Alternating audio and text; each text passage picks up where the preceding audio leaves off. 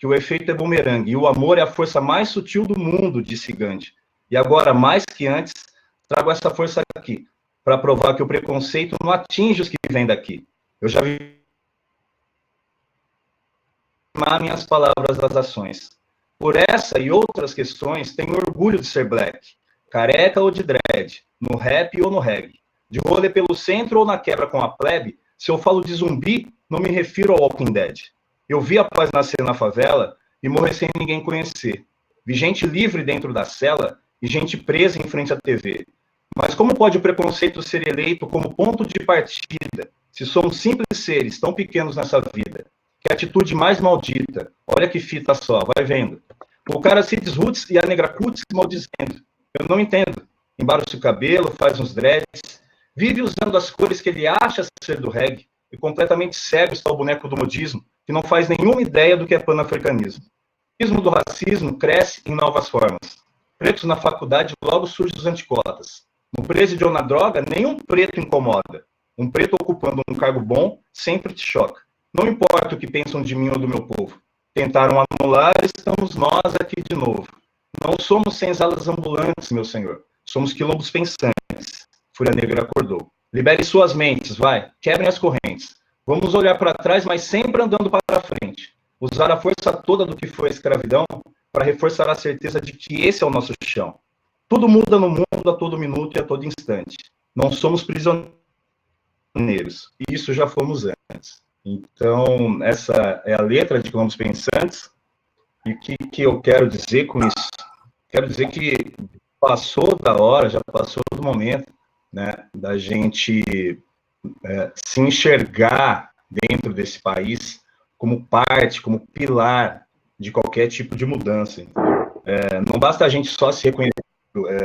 É muito bom que tenhamos chegado nesse patamar, tão tardiamente, mas chegamos nesse patamar de ter orgulho, né, da nossa negritude, só que ainda falta muito para a gente se estabelecer e se aceitar como parte de um movimento que causa mudanças, que gera mudanças, né?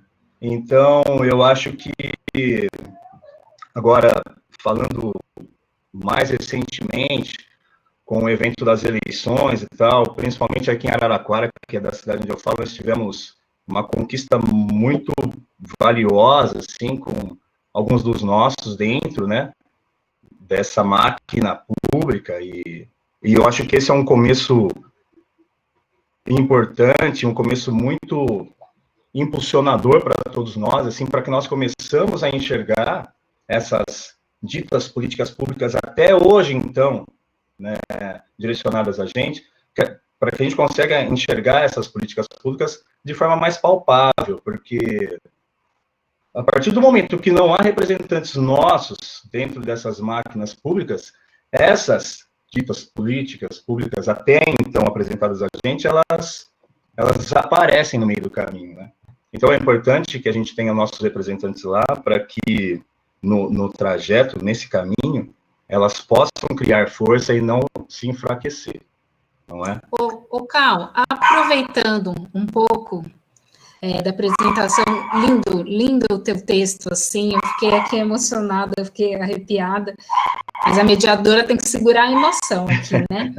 Eu te coloco uma pergunta pensando até no diálogo do nosso encontro. Okay. Quais caminhos e quais os desafios para a construção de políticas públicas antirracistas? O que você pensa sobre isso? Olha, como artista, né, eu não poderia deixar de enfatizar a importância de darmos vozes aos manifestos culturais, né, vindos da nossa etnia e vindos da periferia, enfim. E como estou ligado diretamente ao rap, ao reggae, assim, que são manifestações que tratam diretamente dessas problemáticas e tal, né? Então, eu vejo que é o momento da gente articular mecanismos para que essas vozes culturais, esses manifestos culturais, sejam ouvidos por quem tem que ser ouvidos, entendeu? Não adianta a gente pensar que abrir espaço para um jovem tocar na praça do seu bairro, por exemplo, Não adianta pensar só nisso como uma solução. Eu acho que isso é muito paliativo. Eu acho que ouvir esses jovens é realmente abrir espaço para eles nas reuniões que acontecem no setor cultural, deixar com que eles falem, não deixar que as pessoas decidam por eles, uma vez que eles também têm a capacidade, você entendeu? Trazer um pouco esse jovem para o controle, junto com quem controla esse controle, vou dizer dessa forma, entendeu? Então não adianta a gente deixar o jovem distante dessas novas possibilidades, dessas novas mudanças que por aí virão. Então eu penso que, falando mais da minha área, eu acho que esse é um caminho, assim, mais do que necessário nesse momento. Não, perfeito, porque eu, pensando na área da educação, trago muito isso para a minha prática. Claro que eu trabalho com crianças, mas de escutar as crianças, né?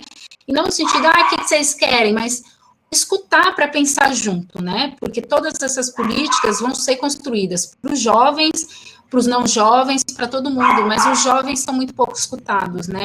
Então, eu acho que você traz uma dimensão muito interessante da escuta para a política pública. Bom, eu te agradeço, muito obrigada. Já já a gente vai abrir para perguntas, tá bom? Te agradeço, obrigada. Tamo junto.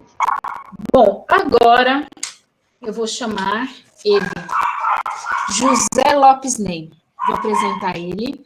O José Lopes Ney é profissional de design gráfico, produtor cultural, MC e compositor de rap, militante da cultura hip hop há 20 anos. Atua com a defesa dos direitos humanos, com foco no direito da criança e do adolescente em políticas públicas para a juventude. É criador da revista em quadrinhos As Aventuras de Zeca e Nina, em Os Direitos das Crianças e Adolescentes. Atualmente está como conselheiro tutelar na cidade de Araraquara e é membro do coletivo Cotidiano Periférico. Bom, então agora, com vocês, José Lopes Ney. José, você está aí? Abre o seu microfone. Sim, Seja estou. bem-vindo, José. Seja bem-vindo. Olá, tudo bem? Boa tarde. E muito bom estar aqui, né? Cheguei um pouco atrasado, que vim direto do trabalho para cá. Queria agradecer primeiro, começar agradecendo o Cláudio pelo convite, né, de participar desse momento tão importante aqui para a gente discutir, né, políticas públicas aí no enfrentamento, né, ao racismo, né, políticas antirracistas.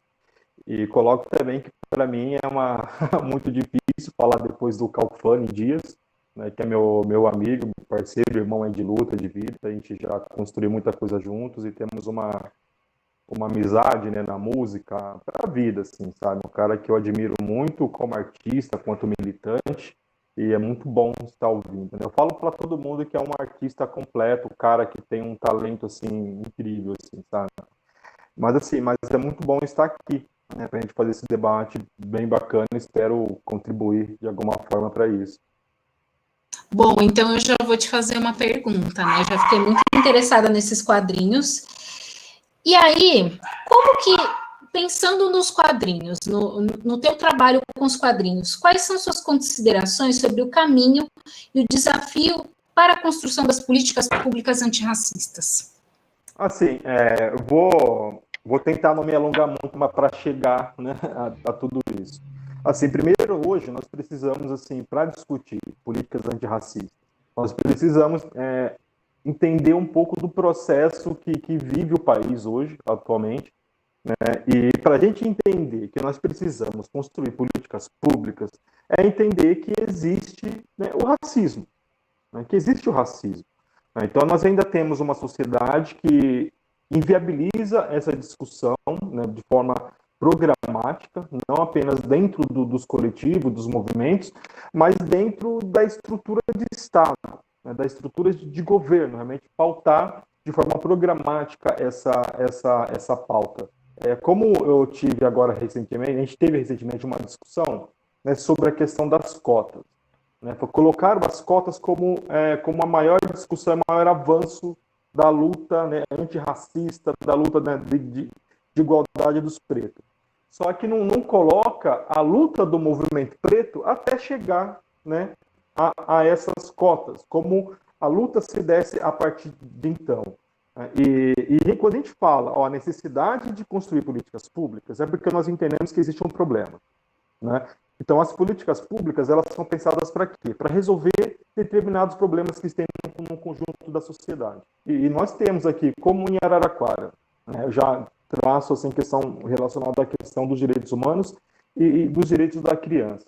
Nós temos uma sociedade totalmente desigual, né, desigual.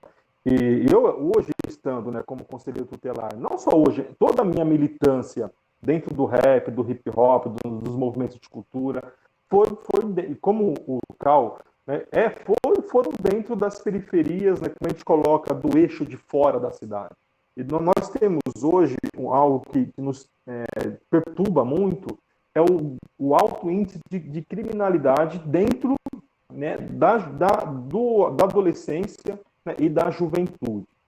Nós temos hoje centenas de jovens que estão, e de adolescentes que estão no crime para conseguir dinheiro, para conseguir uma subsistência, né? E a gente entende que esse é um processo de uma política de Estado racista, sabe, que exclui, né, que joga esses adolescentes também no pior estado possível. E assim, nós temos algumas ferramentas dentro da própria organização de Estado para pensar e cobrar com que as políticas públicas aconteçam e se efetivem, né? E no caso da criança e adolescente, nós temos o Conselho Tutelar e temos também o Conselho de Direito, né, que algumas cidades, seu nome, aqui era quase chama Concriar, aí em São Carlos é MCDCA, cada cidade parece que dá um nome para isso, né? Então nós temos podemos pensar, né, essas políticas públicas, só que ainda nós temos a sociedade que desconhece a importância dessa ferramenta, né, que também é uma ferramenta que pratica, né, e que fortalece algumas práticas racistas, né? O próprio Conselho Tutelar, as próprias ferramentas que tem que garantir direito, ela viola direito porque não consegue fazer esse recorte racial, né? 99% dos casos que eu atendo são de famílias pretas, são de crianças pretas, totalmente desestruturadas. E nós temos agora, com a pandemia, um outro cenário, que é o cenário da fome, né? É o cenário da fome. Aí a gente costuma dizer que ninguém passa fome por falta de comida, né? As pessoas passam fome por falta de dinheiro. Por falta de dinheiro. E o que leva o adolescente, o jovem, para o crime é o dinheiro. Então, assim, por isso é importante que as prefeituras, né, que as câmaras municipais, que os coletivos, que os conselhos pensem, né, contribuam com o governo, com os espaços governamentais para pensar essas políticas mesmo, né? Políticas de geração de renda, né, políticas de alfabetização comunitária, né? E assim, então pensar esse conjunto. Então, aí nós criamos, nós precisamos mostrar para a sociedade que o Conselho Tutelar é uma ferramenta de luta, é uma ferramenta de reivindicação, é uma ferramenta, né, de proteção integral, né, da criança, como diz o ECA, e nós, como a sociedade não tem esse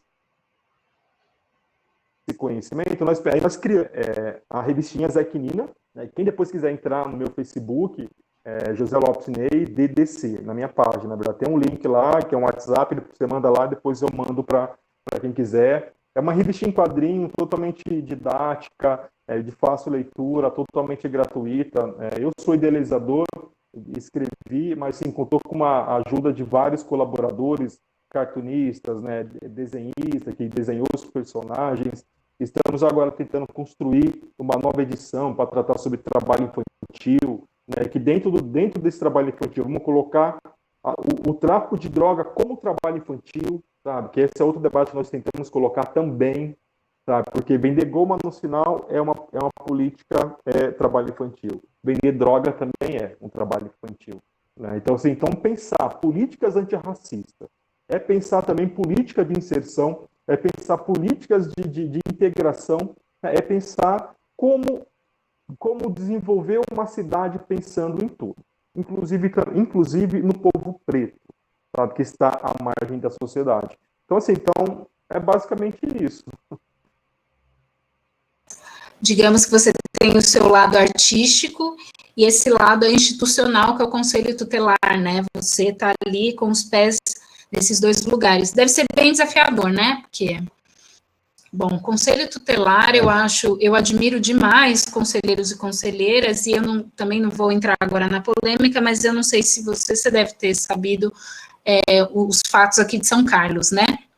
Bom, Sim, enfim. eu soube, eu acompanhei, ajudei a família com algumas questões também, né? E isso foi a mostra, assim, a mostra de como, né, essa ferramenta ela está sendo tocada de forma absurda, com preconceito, falta de sensibilidade para entender a problemática, né? É difícil, você tem que entender o contexto da coisa. Se você vai visitar uma família, você encontra realmente um cenário totalmente desconstruído, sabe, da família, que coloca a criança em vulnerabilidade, mas qual é o nosso papel?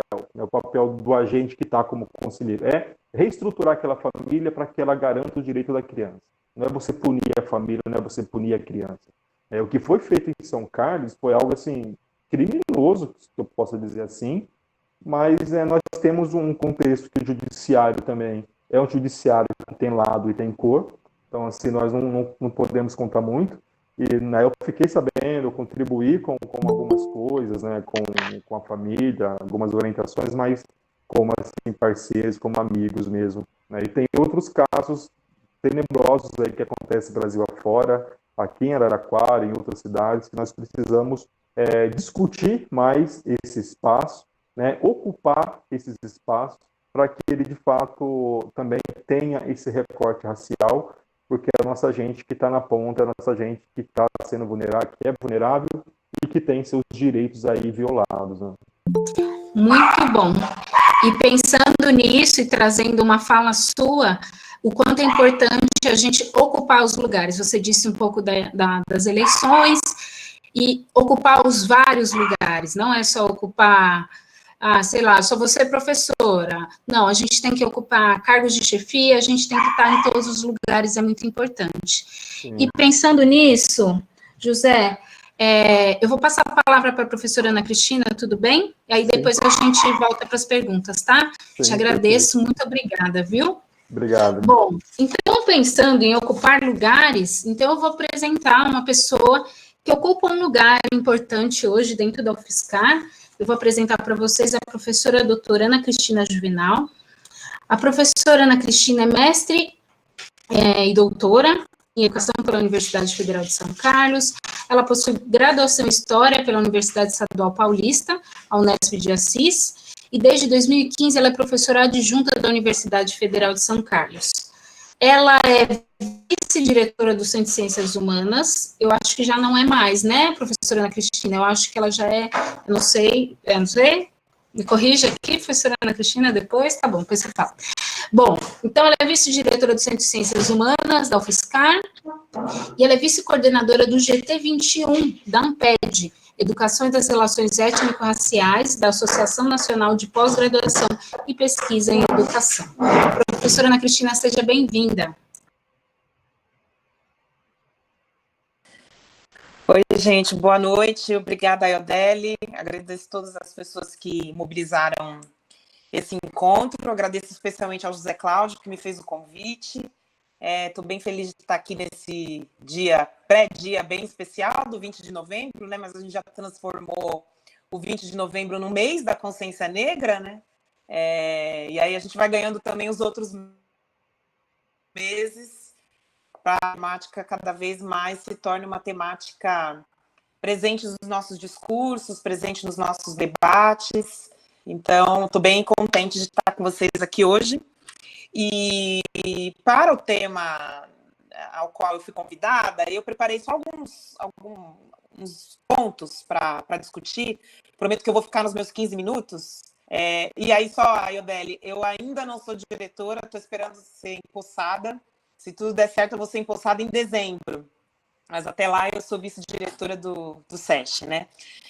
Bom, eu queria começar dizendo que, para pensar a questão das políticas públicas, e aí o enfoque que eu queria dar, né, a questão da educação, na medida em que eu estou nessa área, né, sendo professora, esse era um foco um pouco que eu gostaria de trazer. Estou vendo vários colegas aqui, professores e professoras, e amigos e amigas que estão por aqui, também agradeço a presença.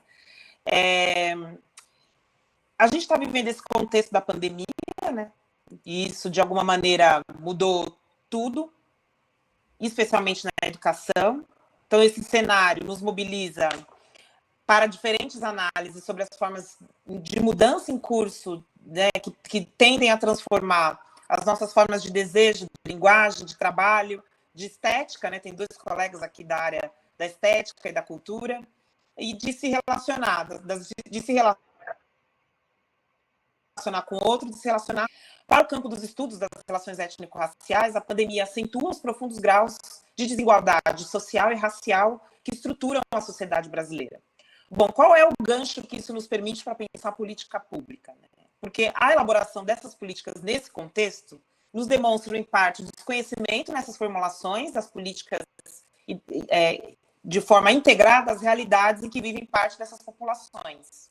Por conseguinte, as medidas que poderiam garantir elementos mínimos de formação intelectual no âmbito da escolarização se tornam totalmente incipientes. Então, para pensar essa falta de alcance, é importante ter em mente que as políticas públicas fazem referência ao que os governos fazem ou ao que os governos deixam de fazer. Como área de estudos, ela surgiu nos Estados Unidos nos anos 30, de forma a dar uma produção empírica aos governos e o seu escopo de atuação.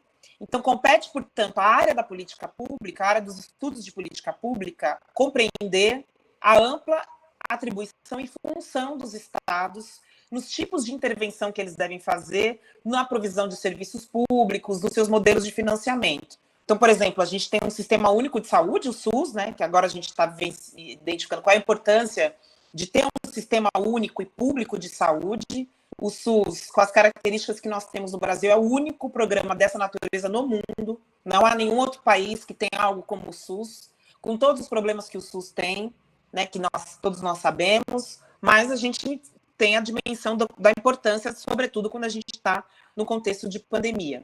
Ou ainda o Sistema Único de Assistência Social, que vai também pensar políticas específicas para as áreas sociais. Então, essa relação é importante porque, segundo o último relatório da Unesco, de 2020, do monitoramento da educação, 40% dos países pobres ou em desenvolvimento não têm auxiliado crianças e jovens durante a pandemia. Ou seja, não existe política pública para essas crianças, jovens e adultos também acessarem a escola, tá? Dado esse contexto remoto, a gente está nesse contexto de dar aula nesse formato, né? A gente fica aqui falando com essas bolinhas, então a gente fica dando aula para as bolinhas, e a gente está aí nesse contexto completamente, né, difícil, assim, fora do que a gente havia previsto.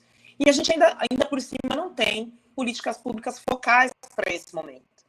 Paralelamente a essa ausência dos estados, né, dessa porcentagem, esse mesmo relatório da Unesco aponta que os preconceitos e discriminações de gênero, étnico-raciais, de classe, língua, entre outros, exacerbam os conflitos, levando à evasão escolar e limitando o futuro dessas populações. Então, todos esses problemas fazem com que as crianças, os jovens e adultos abandonem a escola, e aí a gente tem uma outra atmosfera, porque essa população passa a não acreditar mais na escola, não acreditar mais no diploma, e isso está diretamente associado ao fato de que a gente tem um ministro da Educação atualmente, que recentemente disse que não é função do MEC acabar com a desigualdade, e também disse que a gente não precisa ter diploma, basta você ser um empreendedor, você lutar por si próprio, que você vai vencer na vida. E essas ideias todas, elas estão articuladas com a lógica neoliberal, que é a lógica que nos rege hoje, né? De conversão do tempo, como diria o Achille Mbembe, numa forma reprodutiva da forma dinheiro. Todas as nossas relações passam a ser monetarizadas. Todas as nossas relações vão ser pensadas no interior da lógica do capital. Então, há que se ter no nosso horizonte de discussão também um debate sobre o fim do capitalismo, né? Dado que a própria constituição da maneira pela qual o racismo se desenvolve, ela se dá a partir da lógica capitalista, né? Então, há um ethos neoliberal, que busca englobar tudo e totalizar tudo. Nessa figura tem sido compelido a educação. Então, essa relação em que o Estado se torna, nesses Estados desenvolvimentistas e liberais, do Estado como um ente regulador do mercado, né? Então, essa situação toda nos leva a questionar o nosso tempo histórico, qual é o tempo do hoje, né? E que as nossas ações, pensamentos e as pesquisas que a gente tem que fazer na área da educação e na área das políticas públicas em geral, esteja em conformidade com a urgência que o nosso tempo pede. Bom, e aí, para pensar essa relação com a educação, a gente tem as leis 10.639 e depois a 11.645, né, que foram instituídas em 2013 e 2008, respectivamente, e que são políticas públicas de ação afirmativa na área da educação de combate ao racismo, às discriminações e preconceitos.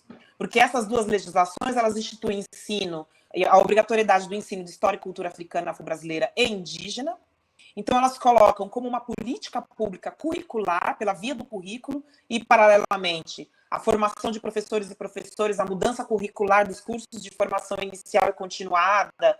Então, é uma política pública diretamente com enfoque na construção antirracista, de uma sociedade antirracista, pela via da educação. E isso é muito importante porque a gente agora está nesse momento em que a gente está numa disputa pela narrativa histórica. Né? É uma disputa a partir da qual a história vai ser contada. Né? Mesmo o Zumbi, a gente vê algumas pessoas que hoje ocupam determinados cargos no governo que hoje nos rege e que tenta desqualificar ou desconsiderar a história de Zumbi e de outras personalidades negras. Agora, isso é um debate não sobre o passado, não é a maneira pela qual a gente se contou, mas é o hoje. É um debate sobre o presente e, sobretudo, um debate sobre o futuro. Porque a maneira pela qual a gente conta a nossa história orienta a nossa ação política no presente e no futuro.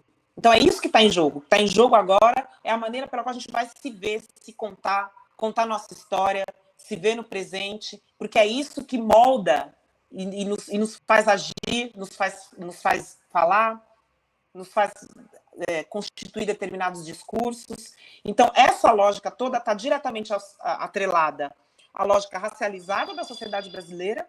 Né? O Brasil é racialmente estruturado, todas as nossas relações são racialmente orientadas. Esse tipo de racialização vai sendo atravessado e contado historicamente e culturalmente, né? E isso impacta diretamente o nosso trabalho político e o nosso trabalho intelectual.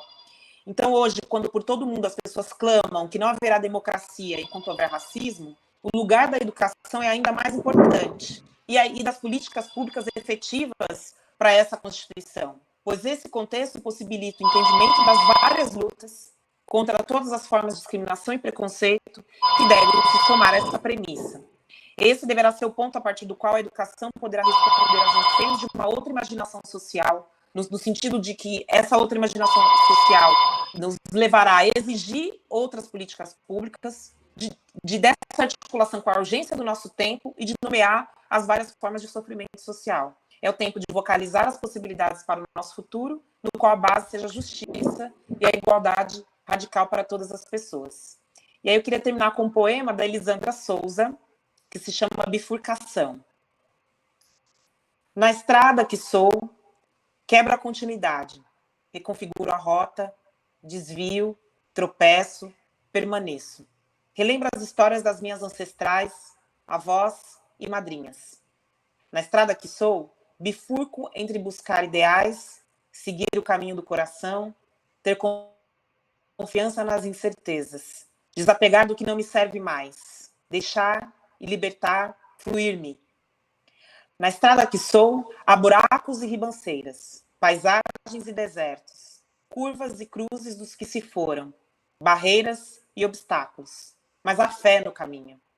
Na estrada que sou, abro-me em dois ramos, a que avança sem olhar para trás, a que olha para trás para avançar, há um exército de mulheres a soprar em meus ouvidos.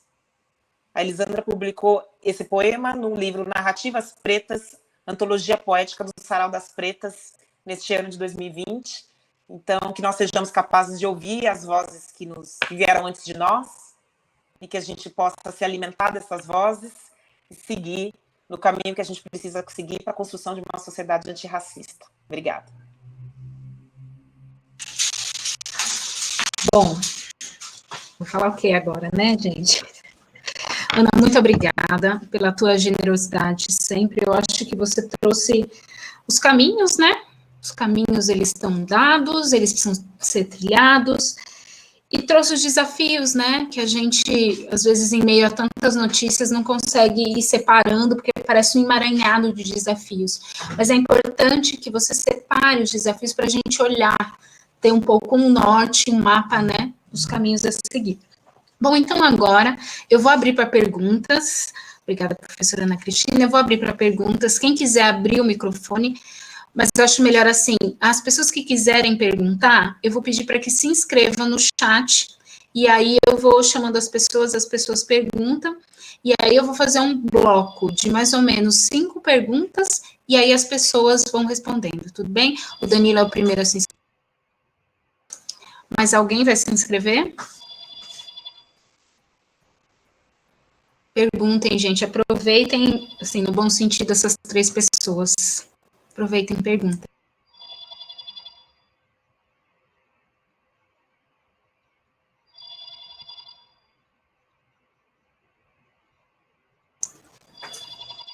Alguém quer perguntar? Ana Cris se inscreveu. Quem dá mais?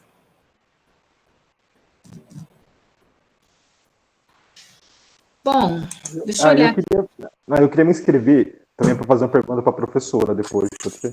Tá bom, então vai primeiro o Danilo, depois a Ana Cris Campos e depois você, pode ser? Sim, perfeito. Então tá bom. Danilo, você quer colocar sua pergunta? Abre o seu microfone, seja bem-vindo, Danilo. Boa noite a todas e a todos. Boa noite, professora Ana Cristina. Queria agradecer pela fala dos 3, né? Foram muito contundentes, né? A música também, eu acho que uma música, um poema, né? Foi bem profunda.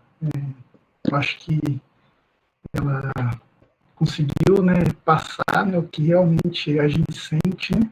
E a minha pergunta é no sentido, como a gente está falando de políticas públicas, né, de representatividade, com relação, na verdade não é uma pergunta, eu queria mais que vocês comentassem sobre a eleição, né, municipal, que, assim, teve uma tendência, né, de candidaturas representativas, né, e assim, na minha perspectiva, eu vejo isso como uma evolução, né? Muitos candidatos trans, muitos negros, muitos indígenas, e assim, aí eu fico pensando, né, com a fala, né, dos 3, se isso a gente pode considerar já como um tapa na cara, né, desse governo boçal, né, que está aí, né, se é um processo já de resistência. E assim, no meu ponto de vista, eu acredito que seja, né? Mas eu gostaria de saber de vocês. Muito obrigado. Bom, então agora eu passo a pergunta para Ana Cris Campos. Ana, seja bem-vinda. Boa noite, muito obrigada.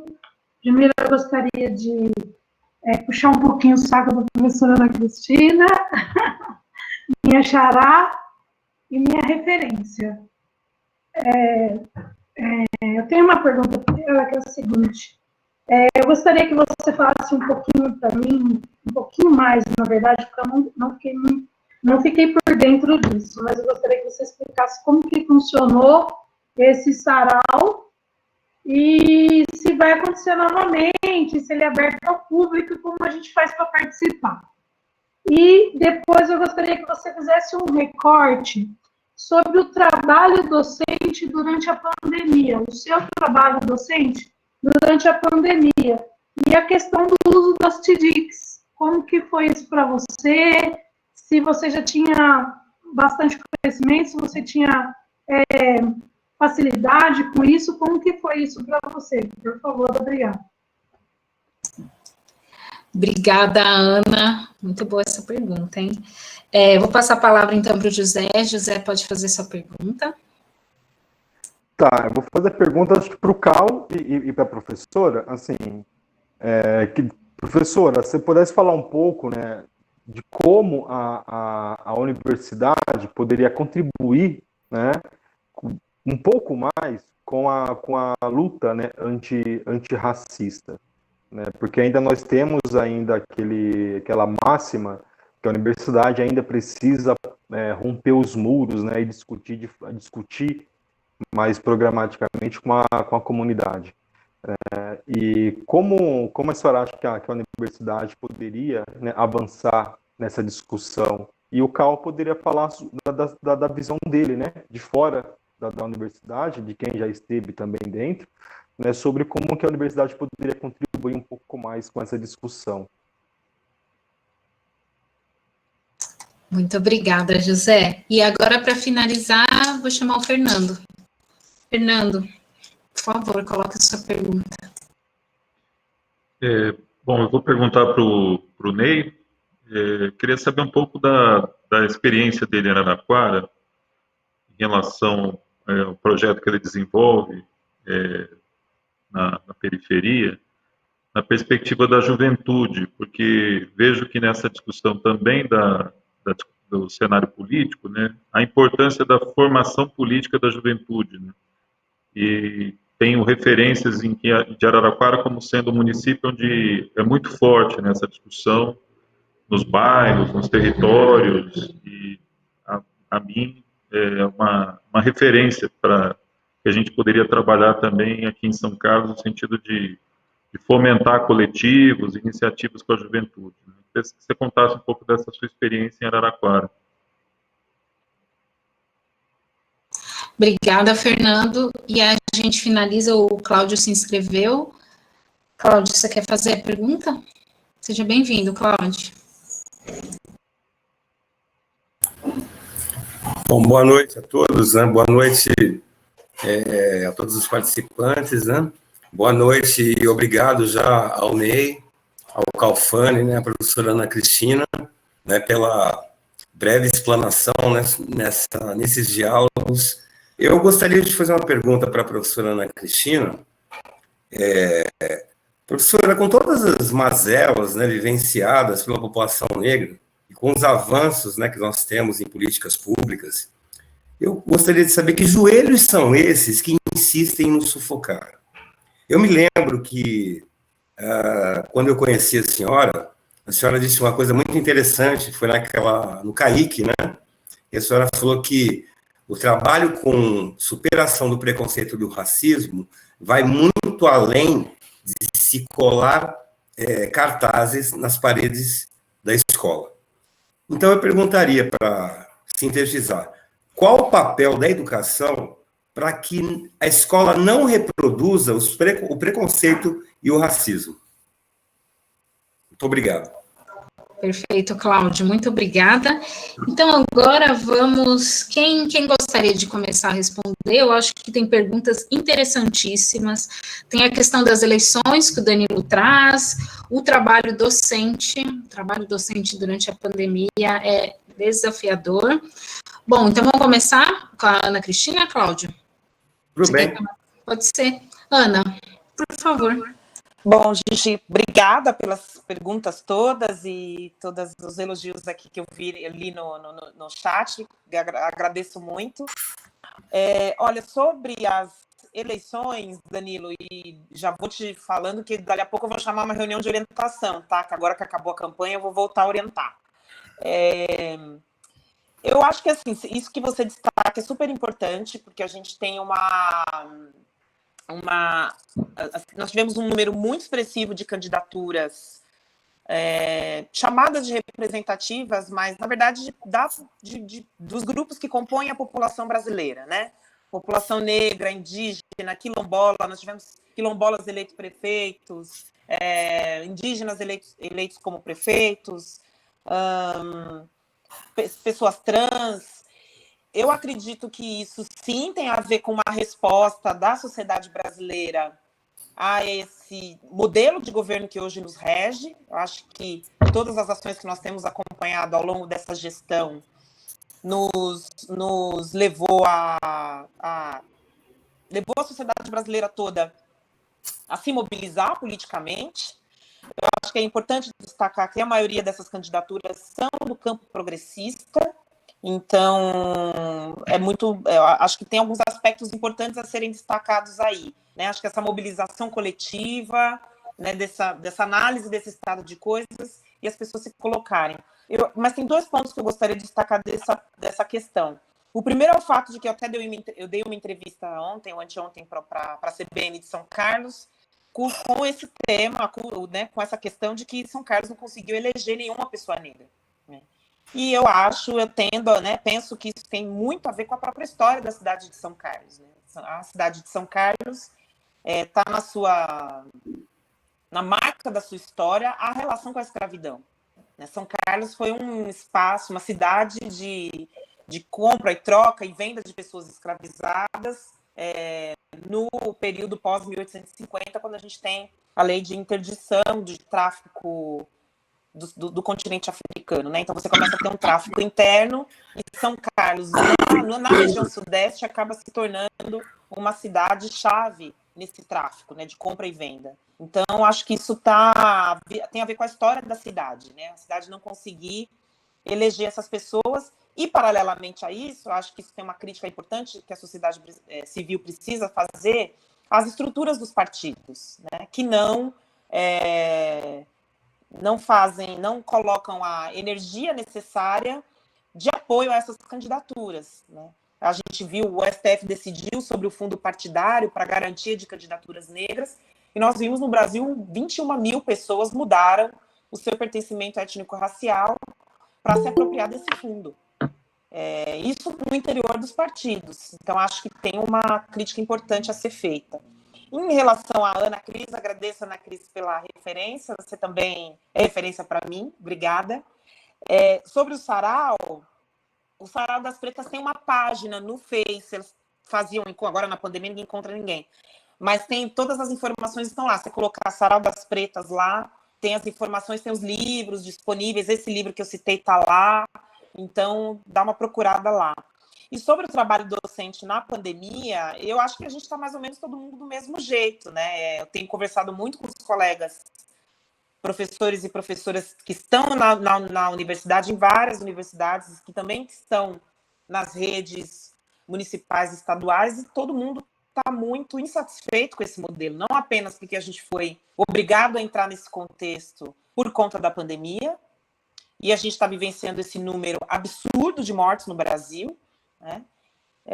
Sem fazer o luto, como se deve, os números só aumentam. Então, e isso também tem a ver com a história brasileira, porque a história brasileira é uma história de genocídios. A gente foi sendo forjada, a sociedade brasileira é forjada com muitas mortes. Então, a gente não pensa, não para pensar por que a gente está tocando a vida enquanto a gente tem um número desse de mortes. Isso considerando, inclusive, que é a subnotificação, né?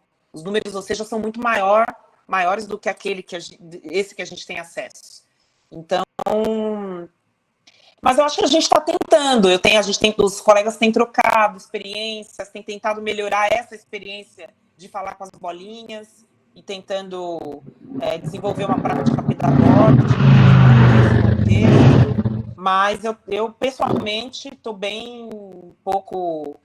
E, assim, em relação ao uso das tecnologias, a gente usava, mas muito pontualmente, para atividades muito pontuais, né?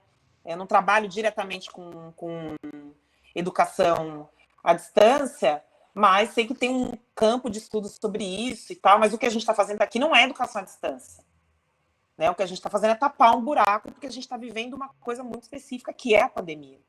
Então, isso aqui é importante a gente manter no nosso horizonte. Para o José Lopes, sobre a articulação da universidade e a luta antirracista, acho que a gente faz esse trabalho. A nossa presença na universidade e a presença de todos nós, né, que fazemos esse tipo de articulação, a gente tem tentado fazer isso ser mais frutífero. E isso já tem muito tempo. Você tem muitos intelectuais negros e negras que foram para as universidades e que manteram a relação com o movimento social. né, com as associações negras, com as entidades do movimento negro na sua pluralidade, e que sempre fazem trabalhos. Eu acho que tem um trabalho a ser feito por esses movimentos de cobrança da universidade, né, de que a universidade coloque ainda mais aquilo que ela produz a serviço da sociedade, e, ao mesmo tempo, a universidade se abrir para que esses movimentos nos auxiliem na nossa prática. Então, a gente, por exemplo, no NEAB, a gente fez um curso de formação de professores a partir de um termo de ajustamento de conduta. Acho que algumas pessoas aqui fizeram esse curso entre 2014 e 2016, e nós formamos quase 3.000 pessoas na cidade de São Carlos e região. E foi a partir de uma denúncia feita ao Ministério Público, que chamou a universidade. Então, a gente assinou esse termo de ajustamento de conduta. A universidade deu a parte teórica e acadêmica de formação de curso, e as prefeituras atuaram no sentido de responder a esse termo. E com essa parceria, a gente formou várias pessoas, professores e professoras em exercício. Então, acho que tem um caminho ainda a fazer, longo, mas tem também essa parceria, precisa ser ainda mais fortalecida, né? E para o José Cláudio, sobre esses joelhos que continuam a tentar nos sufocar, eu acho que tem uma dimensão de discussão teórica que é importante, que é o sadismo do racismo. Acho que tem uma dimensão sádica na prática racista, que é esse campo todo da psicanálise nos ajuda a pensar, né? Porque tem um ato racista que causa um certo prazer em quem age, em quem comete esse ato, né? E aí, essa dimensão da educação, ela é central, porque, de fato, é isso, assim, não dá só para a gente fazer esse trabalho de colocar os cartazes. É claro que eles também têm a sua importância, ou fazer atividade só no 20 de novembro, mas há que se ter uma discussão sobre como é que isso perpassa toda a nossa prática pedagógica todos os dias. Não existe um dia para a gente falar sobre machismo, ou um dia para a gente falar sobre o modo pelo qual a população LGBTQIA+ vive, né? Ou o modo como o racismo se desenvolve, ou como as desigualdades sociais se reproduzem. Isso tem que estar na nossa prática todos os dias. Então, não é só colocar o cartaz, mas é como é que a gente traz esse tema para os debates dentro da sala de aula. E, mais importante, como é que a gente muda a nossa prática, a nossa ação como pessoas, como sujeitos. Como é que a gente muda a nossa fala para englobar essas pessoas? Como é que a gente muda a nossa ação quando a gente se dirige a elas? Então, acho que toda essa dimensão ela tem que estar na centralidade do debate educacional, nas suas várias vertentes. Então, é mudar o currículo, é ampliar nossa prática, é fazer curso de formação, é criar política pública específica, e é a gente pensar sobre si próprio, porque, no fundo, é a gente pensar nas nossas relações e na maneira pela qual a gente se constitui enquanto sujeito. Então, esse debate dentro da escola é um debate que é fundamental e que é para sempre. Nós que somos professores e professoras, a gente vai estudar para sempre, né? A gente escolheu uma profissão que a gente vai estar se formando sempre, vai estar se preparando sempre, porque o contexto muda, a atmosfera muda, e a gente precisa estar preparado para esses contextos. E colocar sempre essas questões, até que a gente, de fato, tenha uma sociedade justa, igualitária e antirracista, né? Obrigada, professora Ana Cristina. Eu vou passar a palavra, então, para o José Lopes Ney. José? Olá. Então, acho que eu vou começar respondendo a primeira pergunta, acho que eu não me lembro, não me recordo quem a fez, sobre as eleições. O Danilo. Danilo, desculpa, Danilo. Assim, eu tenho duas avaliações. Uma que realmente é um cenário super positivo, né? Tivemos aí centenas de candidatos e candidatas negras, trans. Isso, só que nós precisamos também fazer uma outra discussão sobre isso, né? Temos duas linhas aí. A primeira, eu não acho isso um tapa na cara do governo federal, né? Do governo bolsonarista. Eu acho que campanha municipal ela é muito particular, né? Ela é muito particular. Ela envolve um cenário completamente diferente da discussão nacional, né? Ela é um outro processo. É um outro processo. Mas claro, sim, que boa parte, né, da política apresentada pelo governo Bolsonaro foi derrotada. Isso sim. Mas nós temos que pensar a eleição municipal de forma muito particular. Né? E outra questão nós tivemos vários candidatos e candidatas eleitos. Eu me recuso, professor, a chamar campos progressistas, assim, fala o campo da esquerda mesmo. Né? E só que temos também muitos indígenas e negros que foram eleitos por partidos de direita. Né? Partidos de direita, partido que tem uma prática racista, o PSDB elegeu vários candidatos pretos. Né? E o PSDB governa o estado que mais mata preto nesse país. Sabe? Então, assim, nós precisamos assim, pensar muito essas vitórias. Né? Precisamos pensar muito essas vitórias. Pensar muito o contexto dessas vitórias. E eu acredito que a política ela é feita no município. Né? É na cidade que nós fazemos a política. É na cidade que nós pensamos na implementação de políticas públicas. Então, nós precisamos também pensar essas composições. Nós temos aqui em Araraquara, elegemos 2 candidatos pretos, né? Uma candidata e um candidato, né? Uma vereadora a mais votada da cidade, inclusive, né? Que é a Tainara Farias, foi a vereadora mais bem votada da cidade, e temos outro candidato preto também que foi eleito pelo PSDB, né? E a Tainara pelo PT. Então, nós temos aí 2 partidos totalmente antagônicos um do outro, né? Só que nós temos também e como que vai se dar de fato essa composição dentro das câmaras municipais, né? Então assim, onde não há oposição, vão ser despachantes, tá? Vão ser despachantes da situação. Então, assim, acho que é algo assim muito delicado para a gente debater, para a gente discutir, mas é algo totalmente necessário se debater, inclusive porque São Carlos, que é uma cidade tão à frente, né, não conseguiu eleger um candidato preto. O porquê disso? Será que é só pela sua construção histórica? Né? Ou também é pela questão do desenvolvimento e a questão política, né, desses grupos que se lançam, desses pretos e pretas que se lançaram como candidato?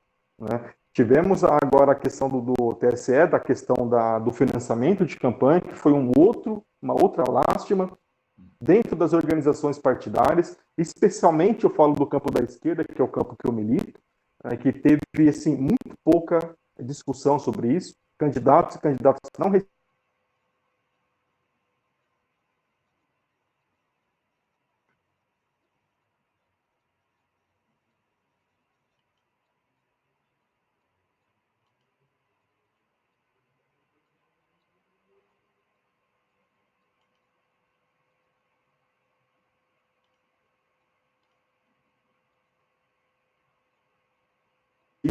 grupos que estejam muito bem articulados dentro da sociedade.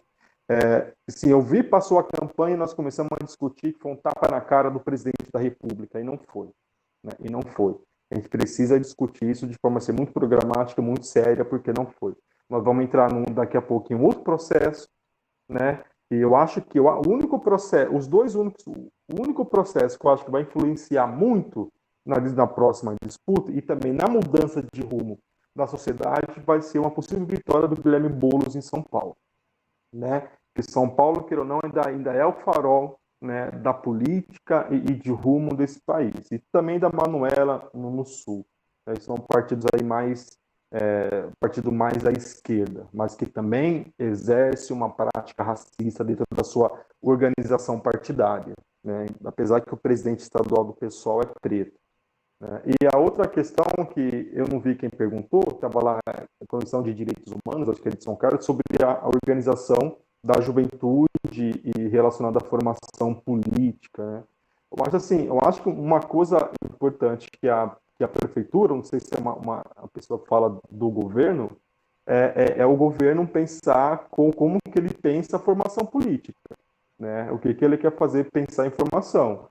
Eu acho que é papel do governo criar meios e mecanismos e ferramentas para que a juventude se mobilize e se organize de forma orgânica e autônoma, né? dentro ali, dentro do aparato de Estado, pode ser, mas acho que o governo acho que não consegue fazer essa mobilização. Aqui em Araraquara, nós temos vários coletivos, né? Eu participo de um coletivo que é bem pequeno, que é o Cotidiano Periférico. A nossa linha de ação é uma linha muito mais voltada à questão da mídia, né, de construção de mídia, de pensamento de mídia, de divulgação. Nós temos até o site lá que é cotidianoperiférico.com.br, tem vários colunistas pretos, trans. A gente coloca essa temática da periferia, da quebrada, da música, né, e da dificuldade ali da ação, né, do povo e do povo trabalhador. E assim, a questão é mapear esses grupos, buscar um diálogo com esses grupos e ver. E aí sim, nós voltamos até na pauta inicial, que é a questão de pensar essas políticas públicas antirracistas. Como criar meios para esses grupos se organizarem, né, dentro da estrutura ali do Estado. E acho que era basicamente isso, né? Acho que nós precisamos, acho que passando um pouco mais o calor desse processo, pensar um pouco mais sobre ele, que vai ser necessário para a gente poder enfrentar o próximo período que vem. Eu acho que a universidade deveria também, eu acho que a universidade tem muita ação, professora, importante, mas eu acho ainda que não consegue discutir com a base como um todo, assim. Né? Eu sei que isso não é a universidade foi feita para isso mesmo, né? Para atingir um determinado público e outro não. Então acho que vocês têm um papel importante aí para, né, trazer de fato a universidade para dialogar verdadeiramente, programaticamente com a sociedade, né, para se construir, tá? Para se construir e realmente e o outro lado poder ter essa via de mão dupla dessa parceria, né?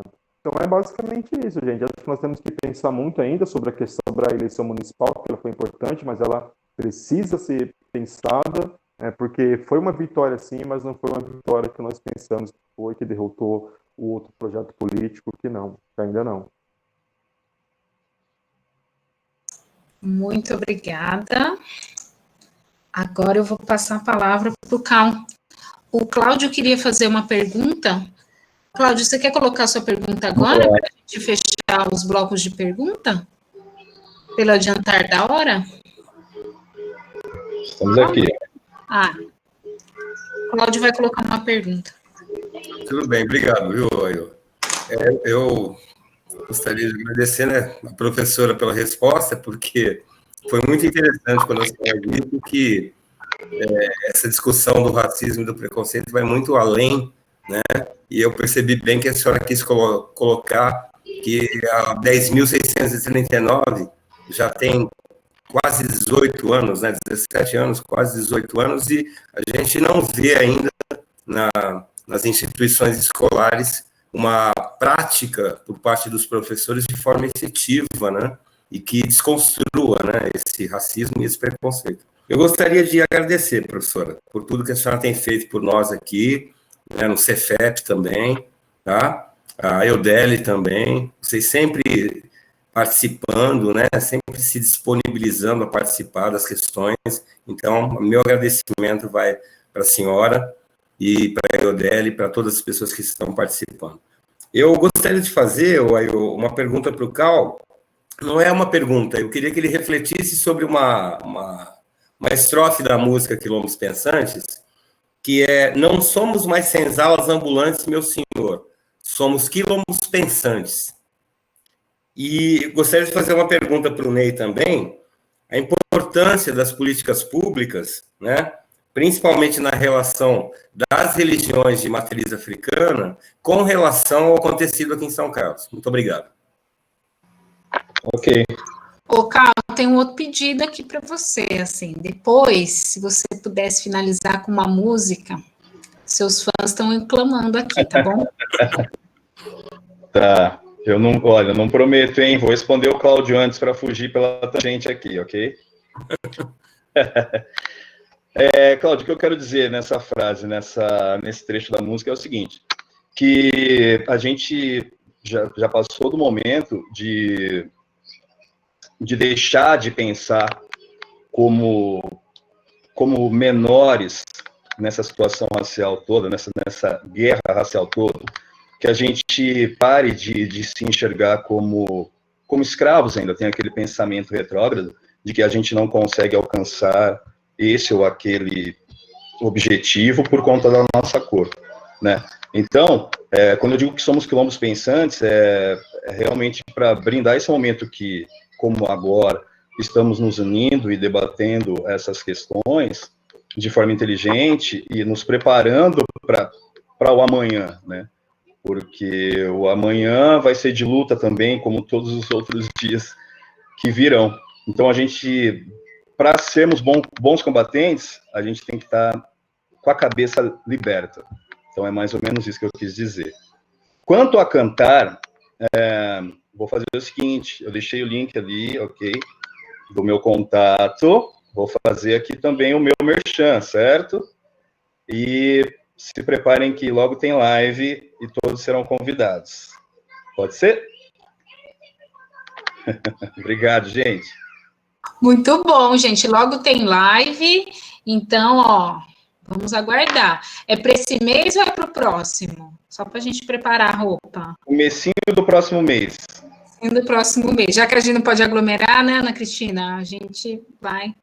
Bom, muito bem. Aglomerar virtualmente. Muito bom. Obrigada, Cal. Já vou chamar de Zé, né? Já está na intimidade. Zé, você quer responder a pergunta do Cláudio? Assim, da importância, né, de políticas públicas visando o que aconteceu, né, Cláudio, assim, é uma situação muito, muito, muito delicada, cara. O que aconteceu em São Carlos não foi algo particular, né, algo que acontece só em São Carlos, pensando na atuação do Conselho Tutelar. E nós tivemos um outro caso, se não me engano, também foi em Bauru, se eu não me engano, da mãe que perdeu a... Araçatuba. Desculpa, meu telefone começou. Isso foi em Araçatuba, a mãe que perdeu, né, a guarda ali provisória por conta da iniciação no candomblé, né? Então, assim, isso acontece no Brasil todo, cara. Isso acontece no Brasil todo, assim, sabe? Eu já vi várias discussões assim, feitas por conselheiros tutelares em grupos online que coloca a questão, né, religiosa, né, religiosa como uma ação. E nós votamos na eleição do Conselho Tutelar do ano passado que houve uma polarização muito grande, foi até um reflexo da campanha presidencial, onde nós tínhamos um campo de extrema-direita participando das eleições do Conselho Tutelar, e também tínhamos ali um campo muito grande da igreja, né, mais representada aí pela Igreja Universal, sim, que historicamente ocupou 60%, 70% de todos os conselhos tutelares no Brasil. Né? Aqui em Araraquara não é diferente, em São Carlos não é diferente. Então nós já tem uma prática, um olhar, né, preconceituoso que já vem de outros lugares para a religião de matriz africana. Então, assim, a questão de ter a educação, né, sobre a história, sobre a religião de matriz africana na escola e nas comunidades, né, e também nós como agentes aí que estamos, agentes públicos, discutir isso também publicamente na nossa base, né, com a família, isso também contribui. Né? Aí, voltando para elaborar políticas públicas visando isso, nós precisamos também ter um governo, ter agentes públicos que desenvolvem, que aplicam essas políticas, né, com uma visão desconstruída também do racismo. Sabe? Que não adianta nós termos um governo totalmente de direita, racista, ele não vai pensar políticas antirracistas. Não vai, em hipótese alguma.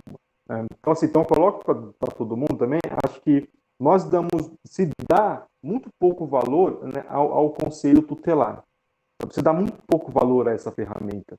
Né? E, assim, é um lugar onde eu sempre quis estar, onde eu sempre quis atuar, para tentar transformar, pelo menos aqui na região, e a base que eu atuo. Mas, assim, deem um pouco mais de atenção, fiscalizem, denunciem também conselheiros que praticam, né, a violação de direito, sabe? Mas prestem mais atenção nesse processo. Porque é um processo que vai fiscalizar a implementação dos direitos da criança, que vai fiscalizar, que pode também propor políticas públicas pensando em resolver algum problema pontual, né, de algumas comunidades que envolvam as famílias. Então é importante pensar, porque nós gastamos muito mais tempo discutindo as ações ruins, as más ações que esses espaços desenvolvem, do que construir, né, campanhas, pessoas para poder participar, para construir, de fato, essa ferramenta como foi pensada lá 30 anos atrás, junto à construção do ECA. Então, assim, é algo que nós precisamos se atentar mais, dar mais importância pelo tamanho, né, importância que essa ferramenta tem. Então é isso. Obrigada, Zé. E eu queria só, também vou puxar a sardinha para o meu lado, né, para o nosso lado aqui, que após isso, o Conselho Tutelar entrou em contato com o NEAB, e o Conselho Tutelar está em conversa, e a gente está construindo uma formação juntos e juntas para o Conselho Tutelar do município de São Carlos. Então, isso já está ocorrendo, esse processo já está ocorrendo, o Conselho Tutelar achou isso importante, essa relação e essa formação do NEAB, para dizer um pouco como o NEAB também atua, né, não estritamente na área de formação de professores, não estritamente somente nas pesquisas acadêmicas, mas tem essa parte da extensão universitária que o NEAB atua. Bom, então, a gente já está caminhando para o final da live, eu gostaria de apresentar agora o senhor Fernando Causavara, diretor do Direitos Humanos da Secretaria de Cidadania e Ação Social. Professor Fernando, senhor Fernando, quais são suas considerações agora sobre o que foi falado? Quais são suas considerações, Fernando? Bom, primeiro eu queria trazer os cumprimentos da secretária Lazela Souza Marques pela realização dessa atividade. Também trazer o agradecimento da presidente do Conselho da Comunidade Negra, Maria Amélia Semicoque. Também dizer, assim, acho que foi fundamental a realização dessa atividade, assim, acho que foi o início aí dessa discussão. A gente tem aí um compromisso, né, da parte não só do governo, mas também da Secretaria Municipal de Cidadania e Assistência Social, junto da política do SUAS, né, em dar seguimento nessa discussão sobre como estruturar uma política antirracista. Eu acho que não é algo simples de ser feito, exige toda uma mobilização, uma discussão, e acho que, acima de tudo, esse início de debate aí com a fala da professora Ana Cristina, a fala do Cal, do José Lopes, foram fundamentais para a gente poder amadurecer já ações que a gente vinha fazendo, ter novos caminhos para a gente poder avançar, e espero contar com a parceria, né? Felizmente conseguimos aí realizar essa primeira atividade. Até o final do mês a gente vai estar também divulgando outras atividades que vamos estar realizando.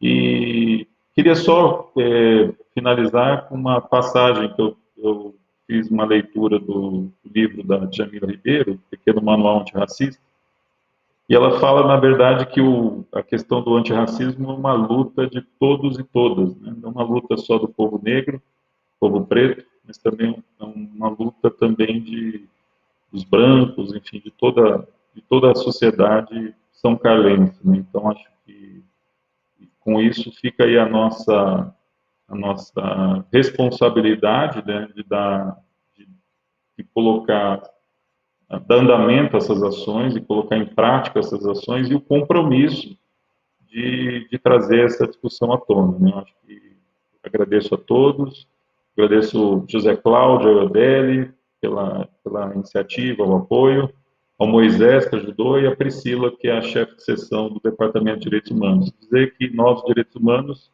estamos aí também mobilizados para a criação do Fórum Municipal de Direitos Humanos, e que vai ser uma instância importante de participação da sociedade civil, junto com o Conselho da Comunidade Negra, para dar visibilidade nessa discussão sobre combate ao racismo e também promover novas ações. Obrigada, Fernando. Então, agora, para a gente finalizar, eu agradeço, em especial, os nossos convidados, o Cal Dias, o José Lopes Ney, a professora doutora Ana Cristina, ao Fernando, agradeço ao Cláudio pelo convite, pela iniciativa, e eu vou terminar com um poema, porque eu sou aluna de uma professora que termina as aulas com poemas lives, né? Bom, eu vou ler um poema de um escritor que se chama Kuti. Resiliência coletiva. Além da esperança, a última que morre, acesso em nosso íntimo de viver desejo forte, neste aqui, neste agora, o que puder e for prazer. Assim começamos a ver, verde, o aceno sereno de um novo amanhecer, que estamos a fecundar, recriando a tradição, do ontem para o amanhã, de imaginar e pelejar, sem abandonar o hoje, nem deixar de desfrutar, ainda que muito falte do ideal que escapa, foge. Mesmo que a gente salte tentando segurar e volte com as mãos vazias, para tudo recomeçar. Do histórico sofrimento, em busca do bem viver, sabemos que vale a pena transformar cenário, cena, da distopia bilionária, que é podre e já gangrena. E em cada brecha do muro, erguido ante o futuro, por muitos votos boçais, plantar o musgo da luta, sonhar, crescer, planejar, confiando na labuta, legada por ancestrais. Kuti. Gente, muito obrigada, uma boa noite a todos e a todas, e amanhã, live do 20 de novembro no NEAB, gente, não percam por nada deste mundo, vai ser maravilhoso, vai ser ótimo, eu conto com a presença de todos e todas, tá bom? Um beijo e boa noite, gente, tchau. Obrigada, gente. Boa noite, agradeço o convite. Até a próxima, estamos aí à disposição, NEAB, UFSCar, todo mundo. Obrigada. Tchau, muito obrigado.